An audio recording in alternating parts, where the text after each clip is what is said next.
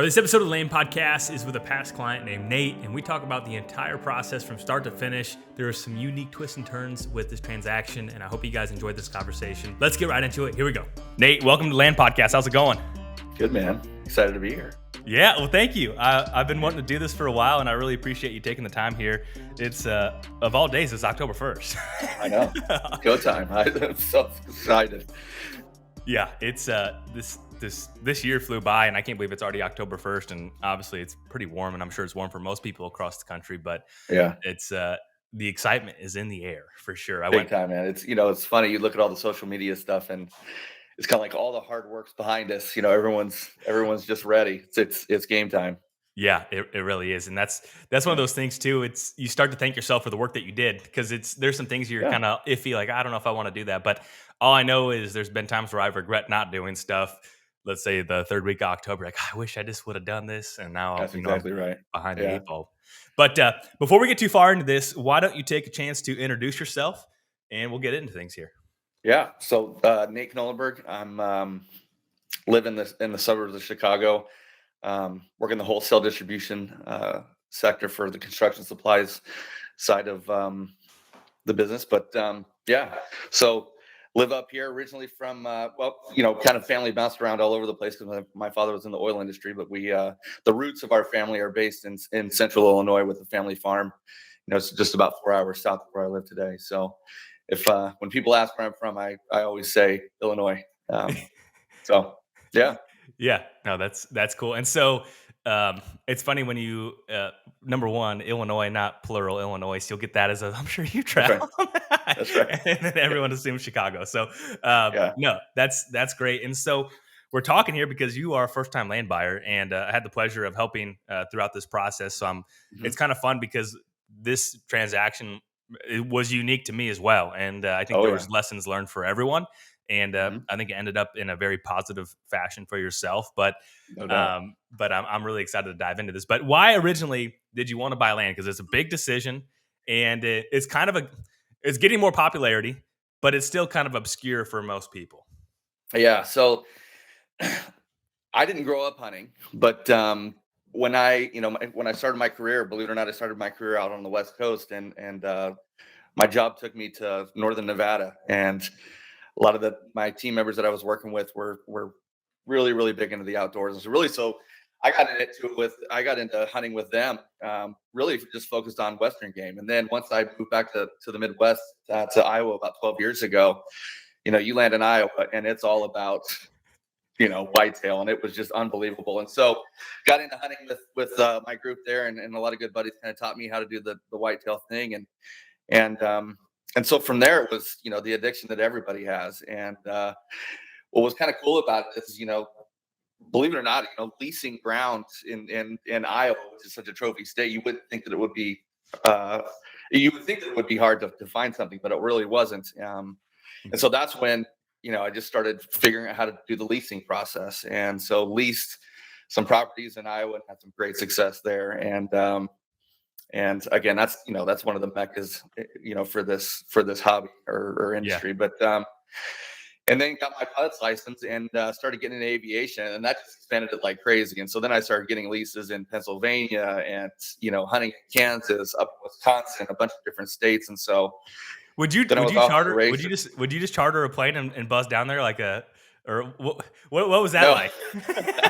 no, I had a wonderful customer of mine, and he and I had partnered in a plane, and so we would just kind of share it back and forth. But yeah, I mean, it was pretty neat to be able to just hop in and bounce down That's to crazy. Kansas or do Yeah. whatever. But yeah, so it was really neat. And when I moved to Illinois, this state has a lot of population, and leasing ground is incredibly hard. I found that to be difficult also in Ohio when I lived there.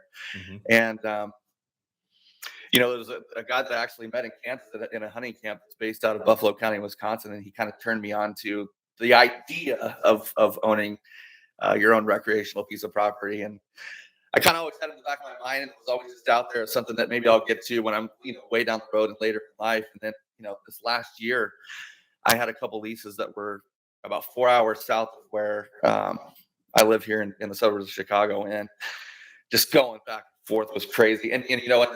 the more and more that you learn about uh, whitetail and the strategy of all that stuff, I was quickly getting frustrated with not being able to execute on what I knew that I could do because I couldn't manipulate the properties that I was Yeah. leasing, and then I was driving forever too. So that gentleman from Wisconsin actually turned me on to you and to your podcast, and he It's said, so crazy. if you want to learn about this, check this guy out. Believe it or not, he's based in Illinois, and so Uh-huh. those 4 hour drives back and forth, I just did a whole season's worth of research, and then decided to reach out to you. Yeah, it's crazy. That's the power of podcast, man. I was so glad that we were able to get connected. It's really cool, and Yeah. I think that's a similar, I guess I'll call it consumer behavior of potential land buyers is that they're spending some coin to lease something, and you're right. In Illinois, it's competitive and it's really Hmm. expensive. And the closer you get to where you're at, the more pool there is of people paying a lot of money to hunt. Yeah. And you start crunching the numbers, and it's like, man, if after the down payment, you're really you're really not paying that much more than Yeah. what you are paying for a lease, and then you get to do everything that you want to do. And I think that's probably the biggest frustration with leases. Excellent opportunity. There's a place for them, but you Hmm. can't do the things that would take a property from a 5 to a 7, and it There's no wouldn't doubt be about it. that much work. Yeah. Uh, but no, that makes a lot of sense. And so you started listening to the Land podcast. You learned a little bit more. And Yeah. what were some things that were really important to you? Because you made the decision. I want to find something that I can buy, but what were the factors? Because every buyer should have a checklist in my mind of these are the Yeah. No things that doubt. are most So important. when you and I first connected, I kind of was up to speed on what you were going to ask me. And, when you start thinking about what your goals are and what you're trying to accomplish, you would think that would be easy. Um, and, but you also are so new to the process. At least I was new to the process. So I was willing to sacrifice some of Hmm. those goals just to get in the game. But when you and I started having dialogue and going back and forth on some of this stuff, there was just a handful of different things. I was over driving as far as I was driving. And Uh-huh. it was unbelievable. And so you had kind of, steered me in the direction of, hey, 2 hours is kind of that sweet spot. And Yep. I remember through the many times where you and I were sharing properties back and forth, I was trying to push the boundaries on, hey, maybe I should go a little bit further. And and that was just something that you just held me accountable to and sticking to, which I'm so glad, man, because I am down there all the time. Mhm. So there's that piece. Then, a huge component of what we were looking for is something that we could really make ours. Mhm. There's some people that are looking for turnkey, and Yeah. then there's some people that want to do a little bit, and there's some people that want to do a lot. And I really, really, really wanted to do a lot. Yeah. And we have an incredibly busy lifestyle. From a career perspective, we have a 7-year-old little boy, and so we are busy as hell. But we kind of needed something that was just gonna, take take our take our busy lives and allow us to have something that really can clear our minds and get out of the busy hustle and bustle and kind of get down to the rural areas and enjoy it like crazy. And so that was really, really good. Then one of the things that you would kind of talk about was just the importance of good neighbors, Mhm. um, and big neighbors. I Yeah. didn't even think the components of having big neighbors, but and we were able to find something with that. And then you know I've moved around 6 times in my 20 years of being in the professional world, and I know the importance of resale. And so I don't know. Then we were off to the races, Yeah. and we got Yeah. after it. Well, and I think there's a couple things there. The one something just to slow down. The land guys did a video on a property. It was a really high end property. I'm trying to think of what it was in the southern half of Illinois, let's say. And the I guess it was the son of the original owner of the property, and he was explaining that his dad was a busy business guy, and the doctor said, "Go buy a piece of ground in the country Mhm. and go enjoy it." And that's what I mean. That was probably the medical advice of the time, just to just reset. And I think you probably Yeah. find that, and I know I do when I go out and I'm working on a farm. There's nothing better. I mean, Hmm. there's no value that you can put on it. That sounds cheesy, but I truly mean it. And I don't know if you agree with that or not. Oh yeah, absolutely, man. I mean, the addiction of property improvements has far outweighed any deer that I've seen on camera. And even the potential of what's going to happen this hunting season. I mean, it has been nonstop and has consumed. I think what we closed in May, and Yeah. I mean, it's that's all I think about outside of work. and Yeah. which has been cool, really Yeah, good. absolutely. And Yeah. I think the other point there too is it's been a challenging time with, I would say, limited inventory. And let's jump in a time machine. You didn't buy this. I feel pretty confident in the radius that you were looking and the price range you're looking.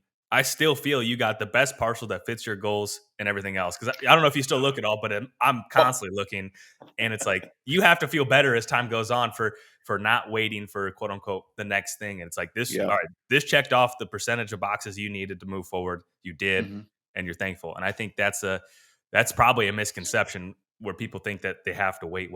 Yeah. So I mean, listen, if we didn't move on that one, it would have been a stressful summer because I didn't have a plan for what yeah, I was going to do this fall. And you're right. I mean, I have a ton of searches set up with alerts and all those different pieces, and there has not been anything. yeah, Um, so kind of it's an interesting period of time, yeah. with land inventory. Yeah, and interest rates have increased since then too. But I, I think just the lack of inventory as a potential buyer is frustrating. I deal with a lot of frustrated clients. Like, I just got a call on Friday. Hey, I haven't talked to you for a few months. Is there anything that coming down the pipeline? It's like, for what you're looking, probably not. And Hmm. it's just the importance of being the right level of patient, and when you find something, jump on it. Um, Absolutely. but no, I think that property too is, well, I guess how long was your shopping period? Because I felt like you kind of made up a decision, like, okay, I'm prepared to do something. And did you window shop before then at all, or was this kind of a Well, so I mean, I didn't really understand the resources of even how to look.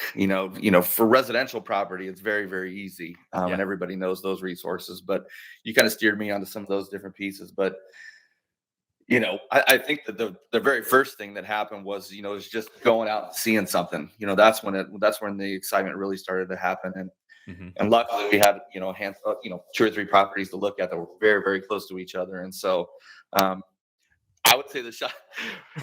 I, I feel like I was one of the quickest buyers you've probably ever had, just because I had a little bit of a weird circumstance to where in the very first property we were on, I yeah, had somewhat of a medical emergency and ended up coming home and spending a couple days in the hospital, and that kind of put a lot of different things in perspective. And so I was like, you know what, with the stresses of everything, I'm just if there's something that kind of gets close and hits home to what we want to do, we're gonna do this. yeah, And we did. So I don't know, maybe 2 or 3 weeks, and then we were off to yeah. the races. It was Yeah. pretty quick, but I think that, I guess we'll dive into a little bit of that piece. But that piece had been listed for a while, and I Hmm. I really like, as a potential buyer, I like the listings that have been on the market for a very long time, and it has even changed an agent or two over that time period. And I think a lot of times, this is just my opinion, I don't think it's usually any fault of the agent that had it listed. It's a lot of times the seller with maybe unrealistic expectations, and Yep. they put together an excellent presentation and everything else, but it's just still above what the market can support. Because ultimately, Hmm. uh, sellers don't set the market, agents don't set the market. It's you, the buyer, that sets the market and the pool Hmm. of buyers. And Hmm. so I think that was something that was a good recipe. And I've had that happen a handful of other clients where they end up buying something that had been listed for, let's say, a year or even longer, and they end up getting a pretty solid deal, because at that point, I think the sellers have to look in the mirror and be like, okay, well, it's not worth what we think. Absolutely. Yeah. Absolutely. It's especially with this one. It was they kind of had a unique circumstance. It was a corporation that owned the property. Hmm. That was kind of interesting. And then and then yeah, it was I think one of the coolest things about this whole process really has been the property improvement side of it. And you turned me on to Buckhorn Land Management, Yep.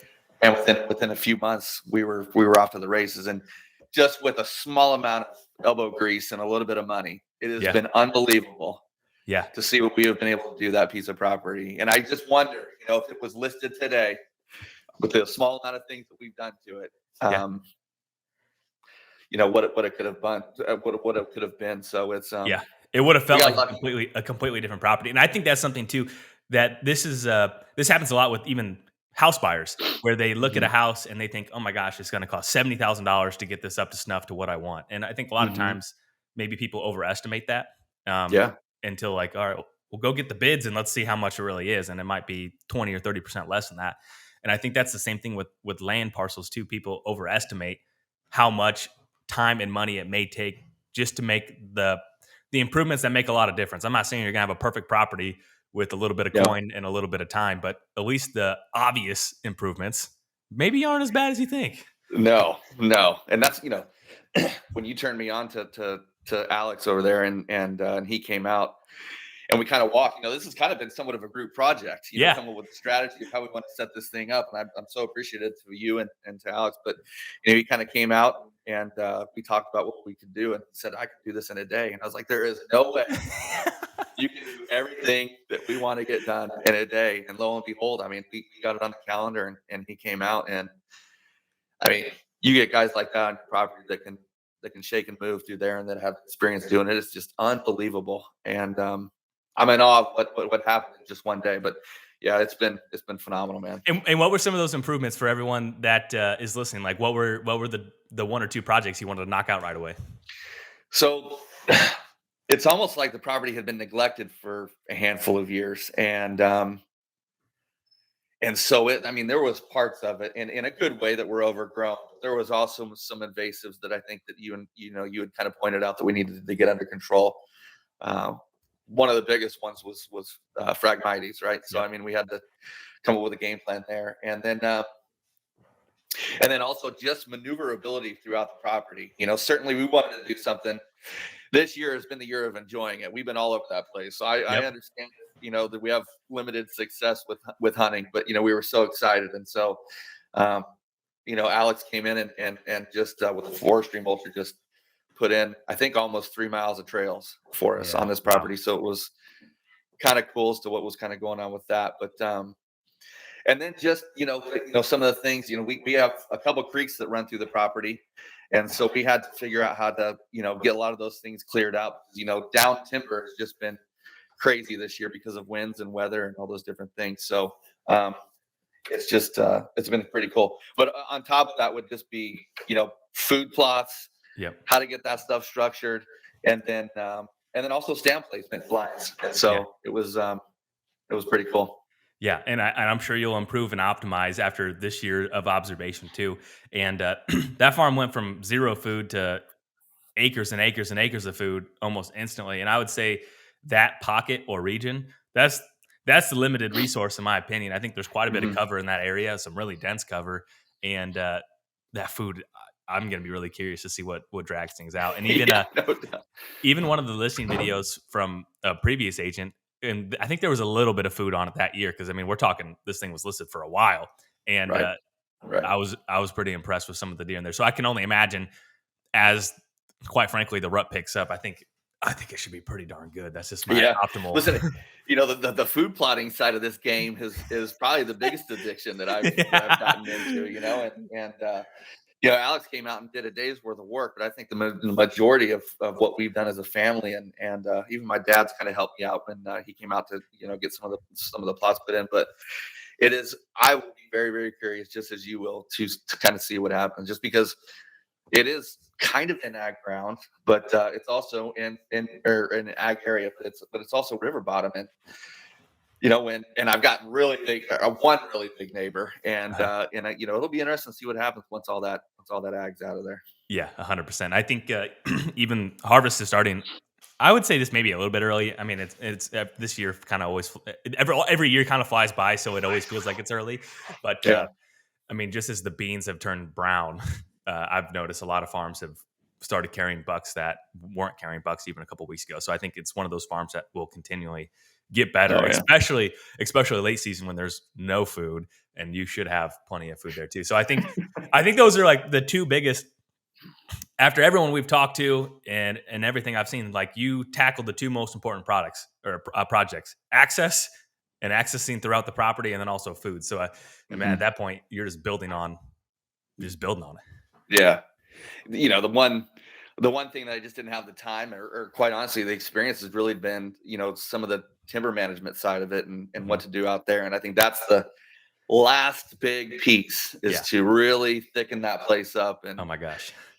build year-long habitat, not just the food and Yeah. winter side of it. So 100%. You got plenty. You yeah, got plenty to do there for whatever you want to. I mean, that's super exciting. But yeah, so what about throughout the process? We always talk about the importance of getting connected with a lender that understands recreational land. So what was that process like for you? Because I know you obviously you bought houses in the past, but what Yep.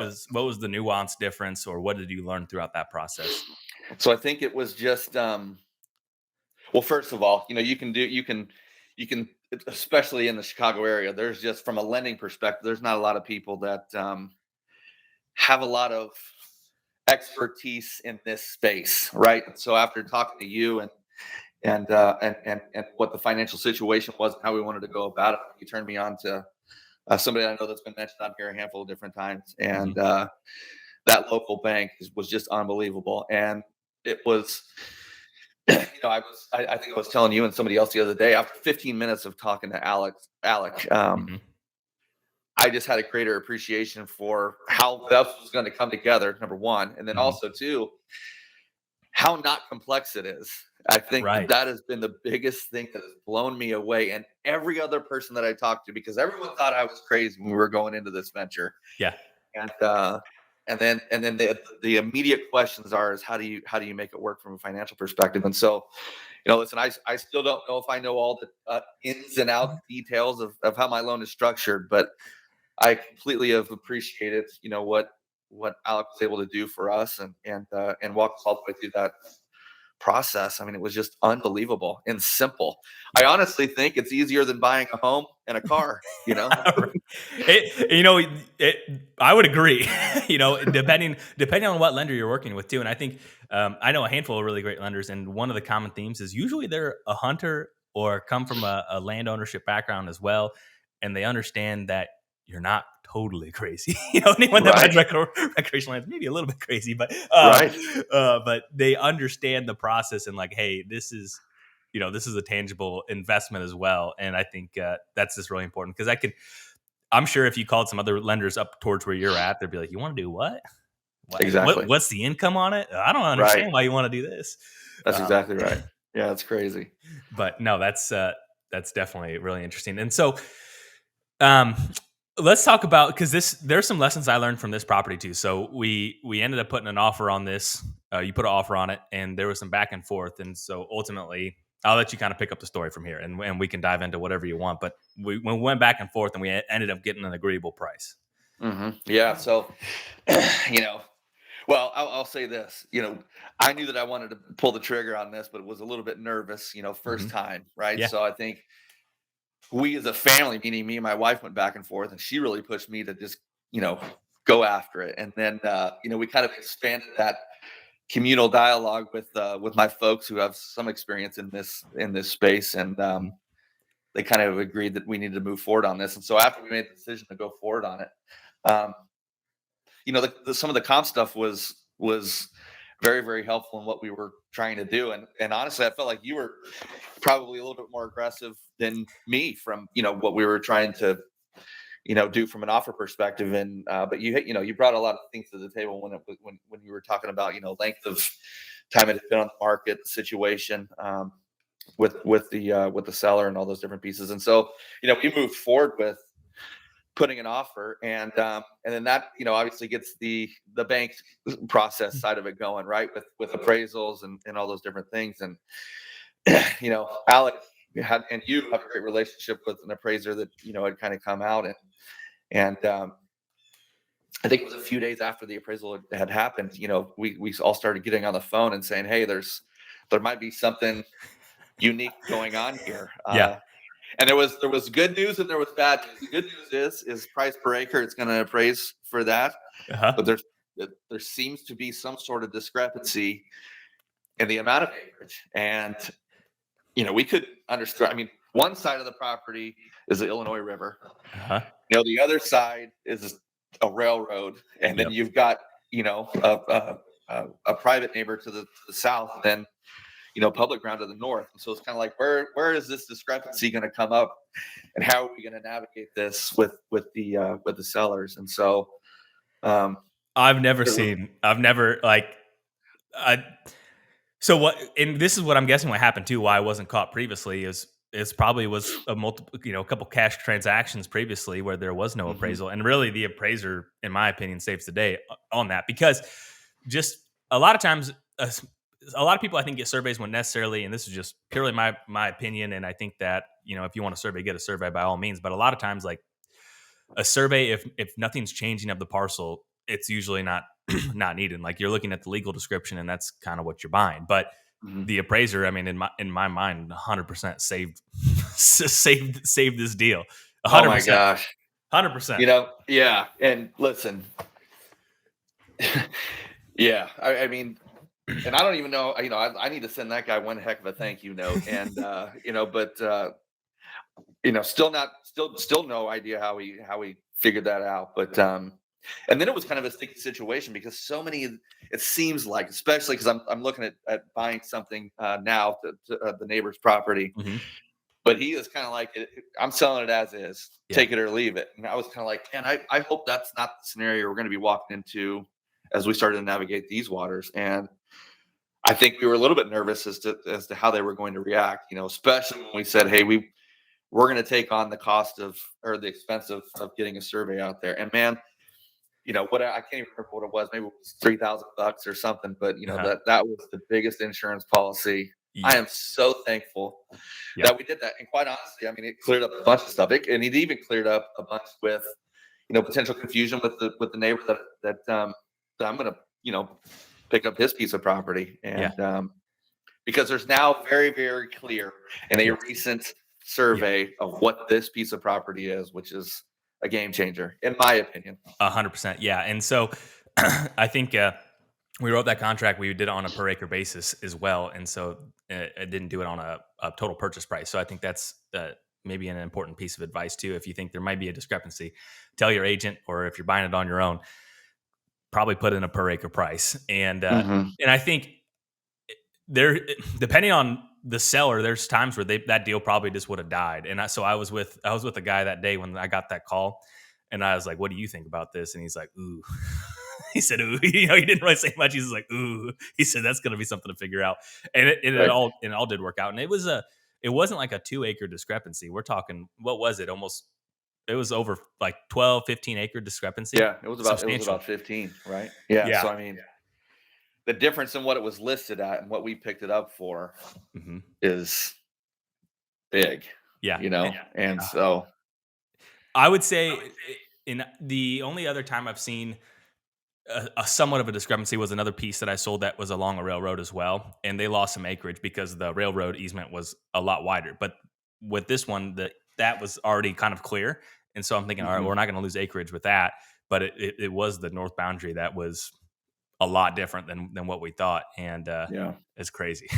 big time. I've And never to, seen and to it. your point, the price per acre was definitely the route to go. And I think one of the cool things is as we went down the path of getting that thing surveyed, we kind of said, hey, let's all agree to sell it for this much per acre. Yep, And when the survey comes back, then that's where the deal lands. And so I don't know, man. I think we lucked out. yeah, That's the best way to say unbelievable. it. Yeah. Unbelievable. Yeah. You So know? would you so okay, for instance, for the parcel you might end up buying here, with that knowing, because now at least you have what would be the north boundary of that, the south boundary of you. Mhm. Are you going to get a survey afterwards, or what Yeah. what's Yes, your we plan are. there? And it is funny. There's so many mapping tools out there now. Yeah. And and you've talked a lot about them, on Yep. your podcast here, but even some of the drawing tools that you can find, I mean, you can kind of do your own work with some of those Yeah. with some of that stuff. And it's funny because we're walking into a very similar situation to where there is about a 10-acre discrepancy on this piece of property, and none of us really know where it is, but we'll see. And but yeah, I will. You know, this is not going to be the last piece of property that I'll buy. We'll talk Uh-huh. about that probably here in a little while, but it's. I'll probably always go down the path of the survey, to be honest with you. Yeah. I think like I said, if there's a recent survey or there's something recorded at the courthouse, that's obviously number Right. one. But Right. if like in an instance where you're chopping something off, you absolutely need to get a survey, or you should. Mhm. And at least in the state of every state's a little bit different too. So we're talking in the state of Illinois too right now. Yep. And so yeah, it's tough because honestly, the two pieces I bought, I didn't get a survey on either one of them. But Yeah. there was already one, within the last couple of years, and it was already Yeah. mapped out. And so that's something that's really important. And I think talking to your agent, talking to your bank, and maybe even calling a surveyor is Hmm. probably worth the 3 phone calls for sure. Yeah. It seems like actually getting the survey is more rare than common. Is For it? a lot of times, yeah, a lot of Yeah. times, a lot of new buyers want to get a survey for sure, and then a lot of seasoned guys, they usually just don't get one.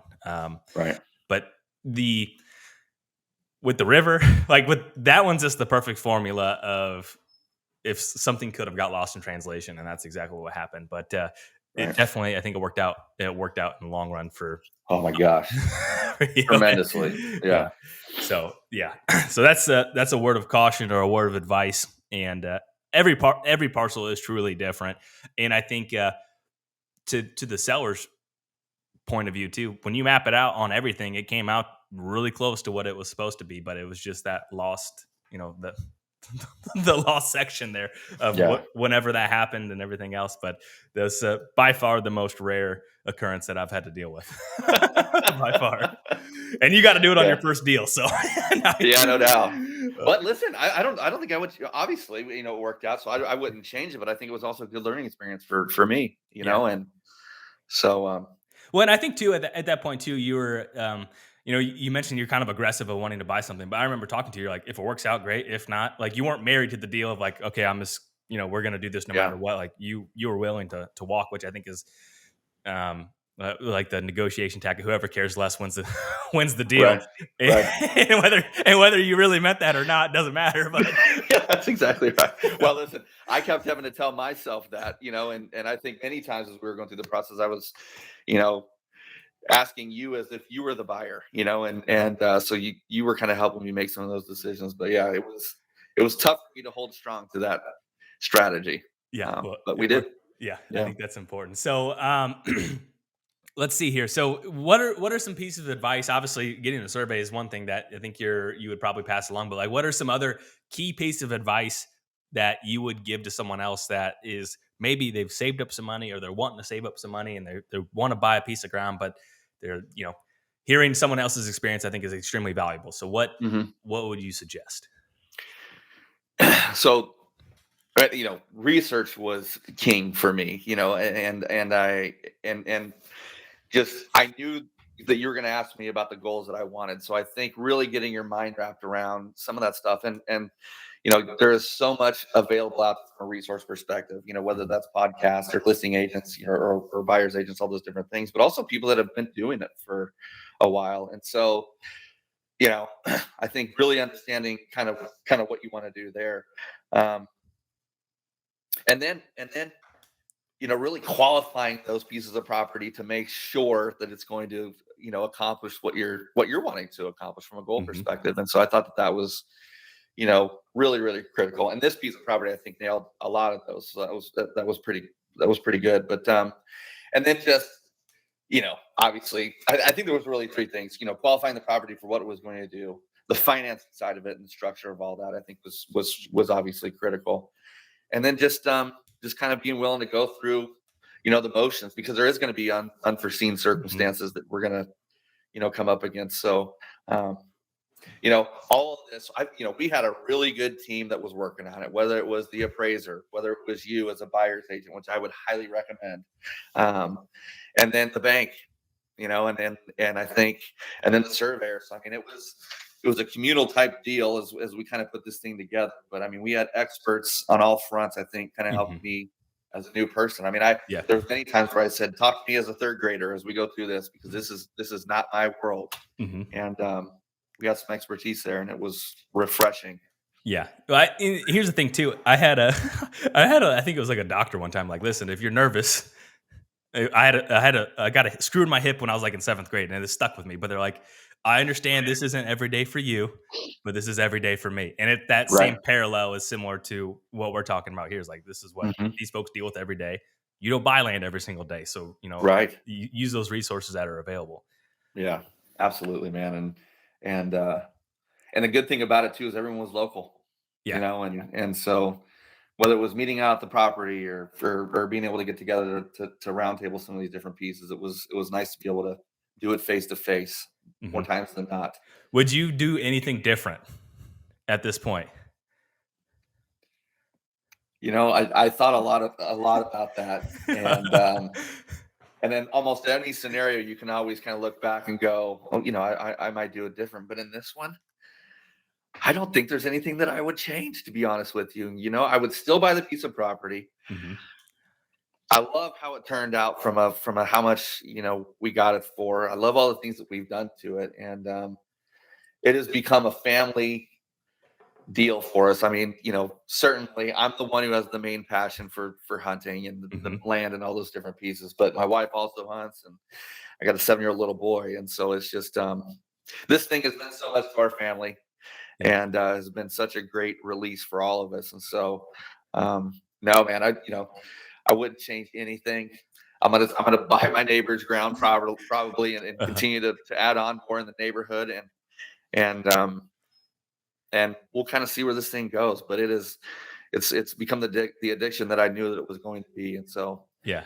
this thing was as close to perfect as possible. What would you say? I mean, anything from your perspective on this one? No, I think it all shook out how it was supposed to. I think if this if that survey thing would because that was when I was like when I say I know your intention is not to sell this, anytime soon, from what Mhm. I understand. I said, but this will be something that will come up when you sell it. Like now we know this issue is here, and so it has Mhm. to be rectified, identified, and everything else. So that was one thing that I'm glad that got nailed down. But that would have been the only thing that I could think of, and it it's kind of you're lucky in a way too that the neighbor wants to sell because I think that's what a lot of people end up. They buy a piece, and I think it's almost this human behavior. They just want to expand. They just want to expand Yeah. what they own, and to have that opportunity, maybe almost too soon for you. when, Yeah. Big time. you Big know, time. but regardless of being able to communicate with them and hopefully tie something together, I think that's a huge opportunity that really not a lot of people end up with where you can piece together a little bit more and and I Yeah. think that's an excellent thing. And it sounds like the other neighbor that is in the neighborhood too, very similar goals. So I think I you know I was like, man, if I would have known it could have got bought for that, that would have been a sweet piece I to know. buy. I know. So I think you did excellent. I really do. I Yeah, really mean that. it is crazy. And listen, man, like I will tell you, like the importance of neighborhood's obviously important, but the importance of neighbor is also important. And it's maybe sometimes hard to figure that out before, Yeah. without getting to know those individuals. But in this one scenario, because of some of these apps like Onyx where you can see who has what, you could tell that there was one big neighbor in the area that is has the same goals. And then luckily, just from mutual connections or meeting people down there. I quickly jumped on to networking with the people that have property right next to me, and it was very very neat, man. I mean, and, 2 properties away on I've developed a relationship with that guy. We're actually sharing notes and on what we're trying to do together Yep. whether it's That's habitat, huge. hunting strategies, or food, or goals, and what we're trying to accomplish and stuff. And so the sharing of information, man, has been That's huge. mission critical And for and both of us. and it makes the experience so much better. Yeah. Absolutely. There's a couple farms I hunt where that is the case, and it's so much more enjoyable to hunt. And I think um, maybe people think like everyone's super secretive. In some farms, I am because there's no Right. there's no give and take there. It's just all Mhm. give. And there's other situations where it is feels more 50-50, if that makes sense, where Yeah. you are like, hey, this is what I have going on. What do you have going on? And you can work Mhm. together. And we're all hunting the same deer, whether we want to realize it or not. No That's one right. owns that deer. So if we can work together, and some years they're going to kill the one you're all after, and some years you're going to, and that's just the Yeah. way it goes. Yeah. And the neat thing about it is the guy that has the neighboring property, not the one I'm going to buy, but the other one. He just got his piece too. Uh-huh. He maybe got it a couple years before me, and so as we're comparing notes and strategies, it's neat. And we both agree that in a couple years, when we do some of the stuff that we're both doing, that it's going to be significantly better. So it's cool, and that guy's been phenomenal. I mean, we share every week. We're sharing pictures of deer and Hmm. what we're trying to do and all that stuff. And how each other's food plots are coming along, and Yeah, that's fun. all that stuff. That's a big part of the experience, whether people want to admit it or not. I think Yeah. that's so important. But what was a myth that you found along the way here? Because you were kind of brand new. Obviously, you bought houses in the past, but buying land was foreign, brand new. Yeah, no doubt. What was a I myth? would say it sounds the perception is that it's incredibly complex, Mhm. and that just isn't the scenario. Like Why do you think it? Why was your perception that it was really complex? um, mostly around the financing side. I Uh-huh. think that you know, setting up a loan for a home, in my experience, has been significantly different than what we were able to do with buying rec ground. And so, Yep. um, to and even how the loan is structured and how often you have to pay and all those different things. And so I think that you know, probably the biggest misconception is the down payment, what you have to put down, and Mhm. when you're working with a local bank, it's incredibly flexible. So, so there's that, and then you know, probably I would say this too, like especially with the amount of inventory that's out there right now, people probably don't think that you can find a deal, Yeah. and maybe a lot of mine was luck. I would also say, the seller, I think, kind of helped in that scenario Mhm. for us, and us being able to find a deal Yeah. per se. So Yeah. um, it is significantly easier and more doable than I could have ever imagined, Mhm. and you can find something that works. Yeah, I would agree with that. I think it's the red car theory. When you're looking for a red car, you can find one. When you're not, you never see it. And I think that's the same. Like when you're looking for an opportunity at all times, it's a lot easier to find Hmm. one than when you're just Yeah, kind of like, oh, there's no opportunities out there. yeah, So I think that's important. and it's crazy, man. A lot of people know that I've done this, and the amount of questions that you field now is just unbelievable. And it's really, really neat. All of a sudden, I've got friends and coworkers and peers that are kind of coming out of the woodworks and that want to learn Potential. much, much more about it. And you first go through the questions of how did you even think about doing this, and similar to the things we're talking about today. But it's neat. I think with at least the people that I know and have friendships with and are talking through some of this stuff, I think they're building momentum on wanting to do a lot of this as Yeah, well. yeah, that's super Which is exciting. kind of neat. Well, Yeah. you even fielded some questions from a guy you ran into at a restaurant. Who was that? It's Yeah. so crazy. Yeah. So the property that I bought is in the Peoria area, and it doesn't have a residence on it, and it's kind of in a rural spot. So this year we have been hammering through stuff. I mean, I on this property I wanted to spend the first year obviously getting to know it, having fun, doing all those different pieces. But we went all in Hmm. on setting the majority of it up, except for the timber component of it. But so I mean, I'm down there every other weekend working on a bunch of stuff, sometimes with family and sometimes by myself. But I typically stay in Peoria, and Peoria, and I usually get down there and stay at the hotel, and always whooped by the end of the day. But there's a really popular steakhouse that's just a couple blocks away from the hotel, and I was in there on a random night, hanging out by myself, just sitting at the bar having a steak, and a very high profile retired NFL football player walked in and sat down next to me, and I don't know if I should say his name or not, but anyways, he sat right down next to me, and I was like, oh my gosh, I can't believe this individual's sitting here, and why on earth would he be in Peoria?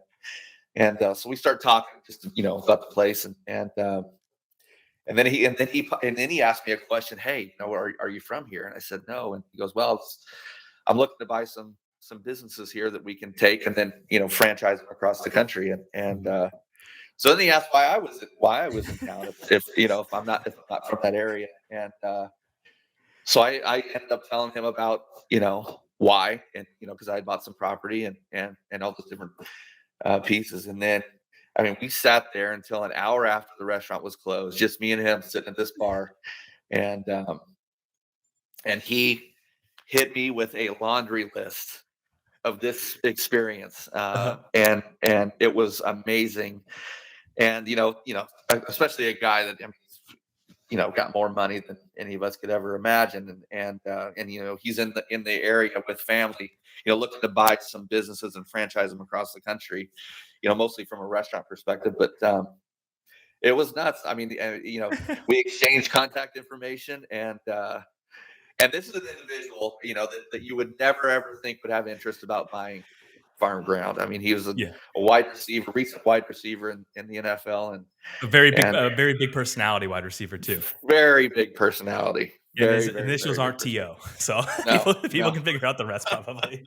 Yeah, exactly, exactly. But it was unbelievable and super nice guy. You wouldn't even ever imagine. But it's neat. It'll be interesting. I mean, he had a lot of questions about you in this Uh-huh. podcast. We talked a lot about it, so That's cool. it'll be nuts to see if he ever reaches out. Yeah. But Well, that's really cool. And I think that illustrates that buying land is still obscure for a lot of different people. And, obviously uh, he's one of the guys that has been able to multiply his NFL salary instead of mhm. have it dwindle. And I think Yeah, that probably shows in his natural curiosity of all the questions he asked you.